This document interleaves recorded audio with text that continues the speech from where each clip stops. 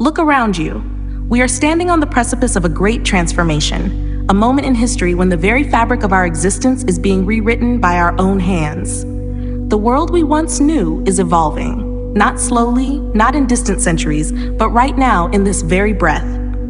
Artificial intelligence is no longer just a tool. It is a force of nature, accelerating faster than we can grasp. We created it to serve us, but now it challenges us to redefine what it means to be human. The machines are learning, thinking, adapting. But what about us? Will we rise alongside them, expanding our wisdom, deepening our understanding, refining our souls? Or will we shrink in fear, resisting the inevitable tide of progress? Technology is not our enemy. It is a mirror reflecting back at us our own potential. It asks us, what will you do with this power? Will you use it to create a world where no one suffers needlessly? Where hunger, disease, and ignorance are relics of a past we have outgrown? Or will you let it slip into the hands of those who see only profit, only control, only division? The future of work will not be defined by mindless repetition, but by creativity, ingenuity, and purpose. Machines will perform the tasks that once chained us, freeing us to explore what truly makes us alive. But freedom is meaningless without direction. If we do not ask ourselves why we work, if we do not seek purpose beyond survival, we may find ourselves lost in a world of infinite possibilities but no meaning.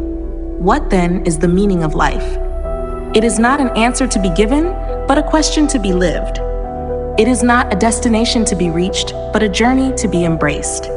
Life is not about certainty. It is about the dance between knowing and unknowing, between control and surrender.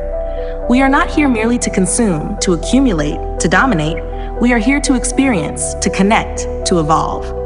And in this journey, we must not forget the earth beneath our feet. We dream of stars, of endless frontiers, but what is the value of new worlds if we have destroyed our own? Nature is not separate from us. It is the very foundation of our being. Every tree, every river, every breath of wind is part of a delicate balance that sustains us, not just physically, but spiritually. To disconnect from nature is to disconnect from ourselves. Humanity is at a crossroads. We can become the architects of a world where intelligence, both artificial and organic, works in harmony with wisdom, where progress is measured not by profit, but by well-being, where technology does not replace humanity but elevates it. Or we can fall. The choice is ours. And so, I ask you, who will we become? Will we remain prisoners of the past, clinging to what was, or will we step boldly into what can be?